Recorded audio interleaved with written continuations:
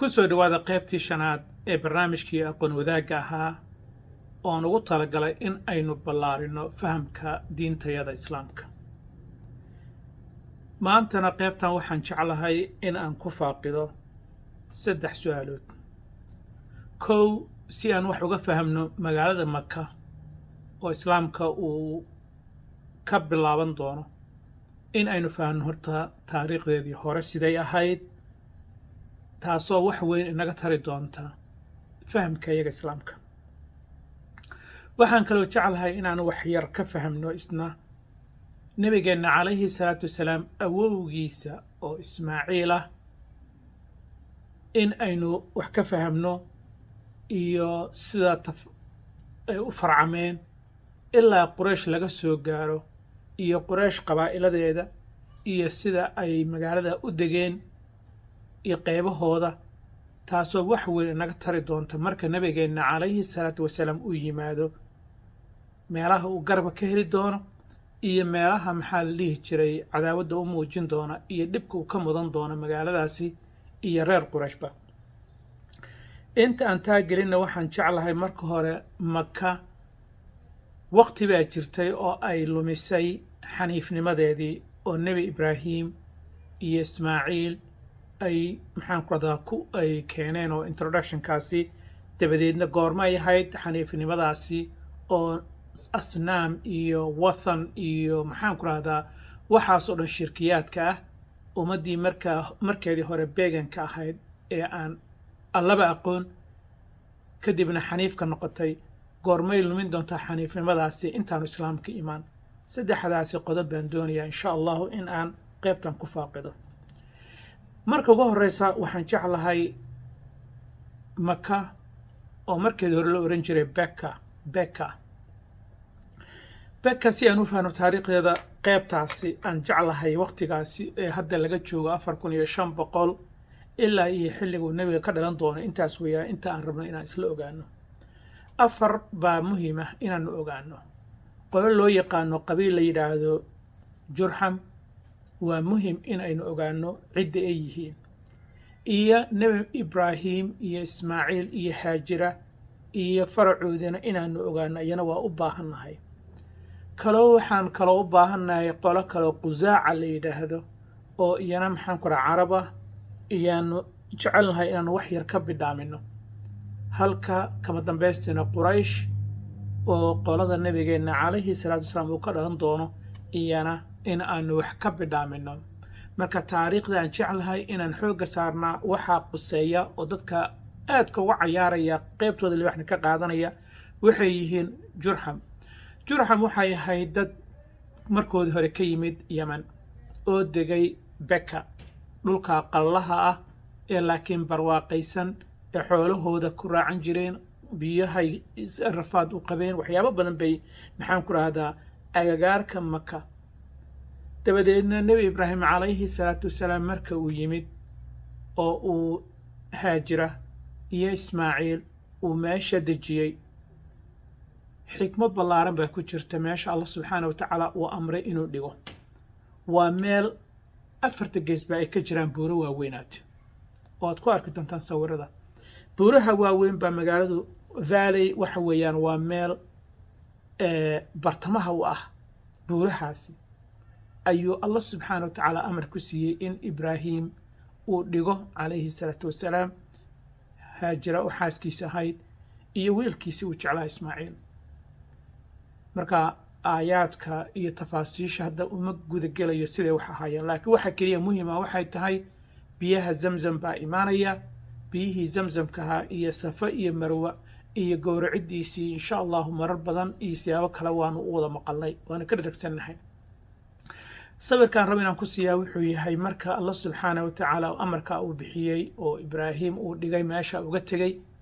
kadibna Haajira waxaa soo martiyi doona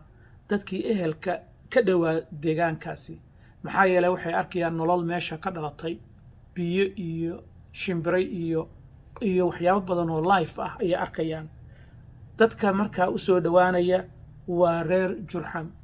Jurham baa soo u imaanaya, waxay idan ka qaadanayaan Haajira in ay la degaan oo ay biyahan ka soo agdhowaadaan.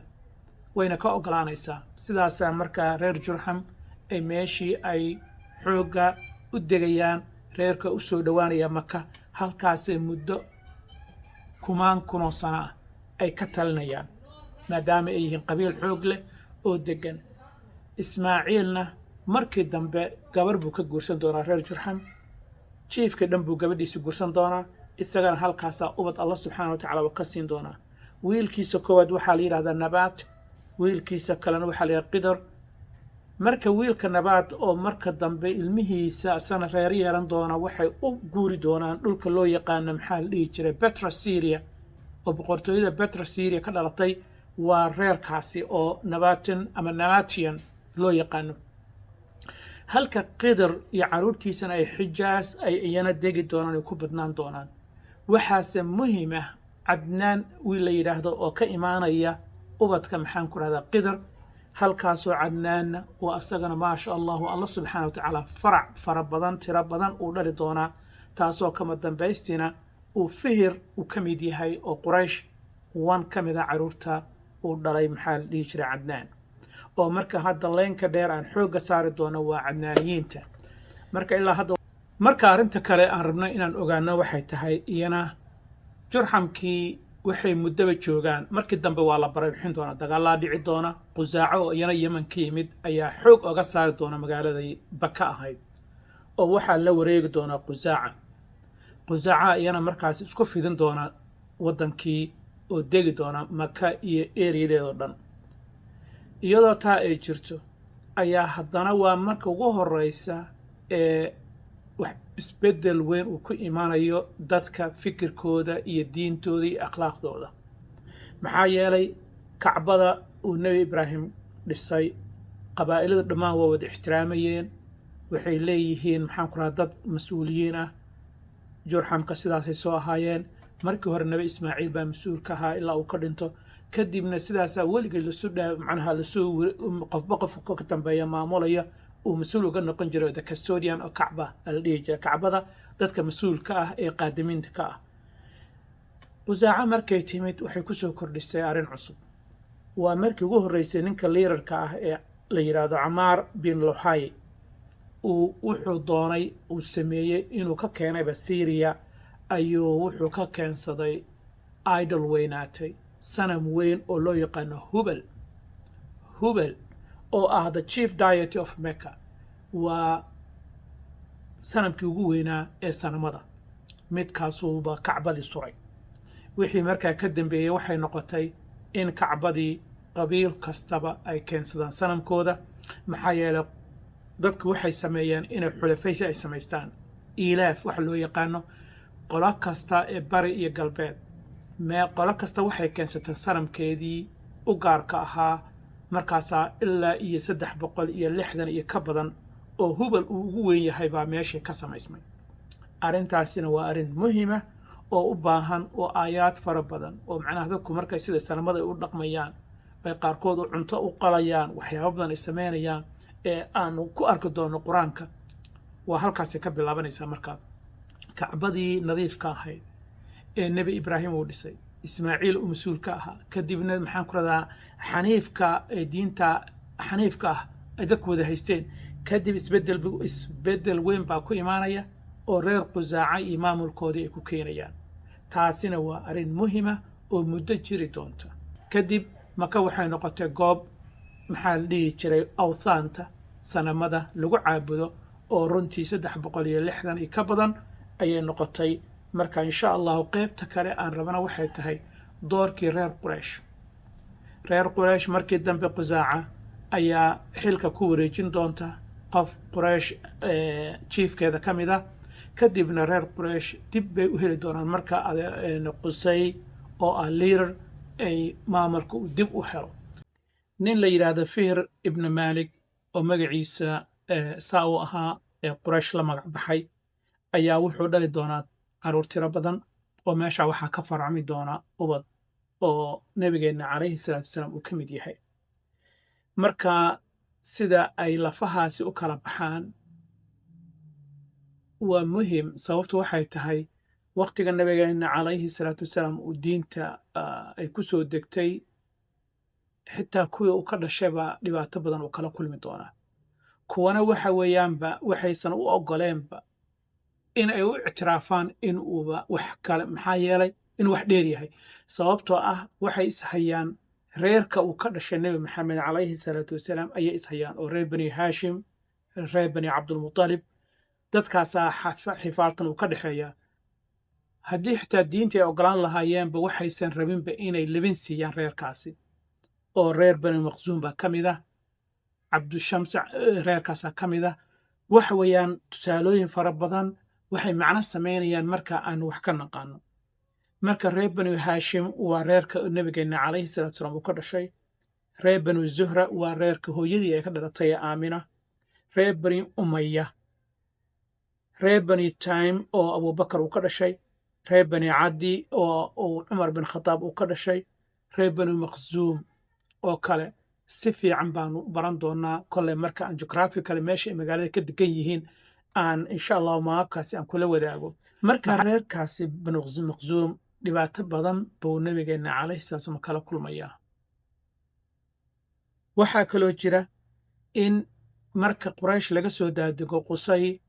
in uu noqon doono qofkii markii ugu horreysay reer quraysh dib ugu hela in ay kacbada ay gacanta ku dhigaan maxaa yeele gabar buu ka guursan doonaa reerkii qusaaco ahaa boqorkoodii kadibna isagiibaa maxaan kula xukunkii la wareegi doona xukunka markii la wareego san wax weyn buu ka bedeli doonaa environmentiga kadibna isagiibaa dhiman doona 4 wiil u dhalay ayaa maxaan ku rahdaa 4taa wiil wuxuu ka dooran doonaa markaa cabdudaar ninka la yidhaahdo ayuu ka bigareen doonaa reen kadibna cabdudaar markuu ka bigareeyo waxaa iyana maxaan ku rahdaa samaysim doona qolo kale in iyana maxaan ku rahdaa 4 carruur uu dhalay waxaa ka mid ah cabdudaar cabdumunaaf iyo kuwo kaloo cabdulcuzza 4taa carruur ka tegey qusay markuu 4taa uu ka tegey den cabdumunaaf baa isagana meeshaasi qayb ku yeelan doona den sidaasay haashim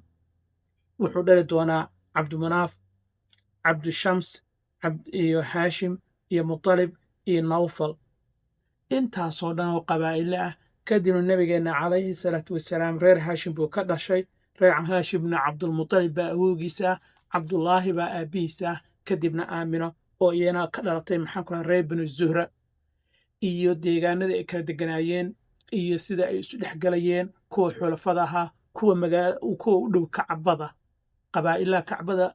kulaalay oo u dhow kuwana bannaanka ka jiraan buurahay saaran yihiin sida tusaale ahaan marka aanu fiirino reer bani maqsuum iyo reer bani haashim labada meesha ay aagga ay kala degan yihiin iyo reer cabdushams waxa weeyaan contextkaasi ama sidaasi waxay keenaysaa in qofka oo kolley aniga ay dhexal siisay inaan waxyaabo badan oo aanan markii hore aanan arki jirin inaan ka arko diintayda marka waxyaalahaas weeyaan waxyaalaha aan doonayo inaan kula sheergarayo insha allahu intaa waxaan ku soo koobayaa wixii hordhac ahaa intaanu nebigeenu dhalan markaynu joognaa contextka ama xaaladda marka ay ku sugan tahay waanu isla aragnay qabiiladeedii waanu darisnay kadibna waxaanu u daadegi doonaa nebigeenna calayhi salaatu wasalaam iyo waalidkiisii iyo dhalashadiisii iyo meesha uu ku dhashay iyo maadaama bisha hadda aynu ku jirno bishii mawliidka ay tahay waxaanu doonaynaa insha allahu xalqada xigta inaan ku soo qaato dhalashadii nebiga calayhi salaatu wasalaam meeshii uu ku dhashay guriguu ku dhashay iyo wixii markaasi meesha ka ritimaya ismaqal dambe oo xiise leh assalaamu calaykum waraxmatullahi wabarakaatu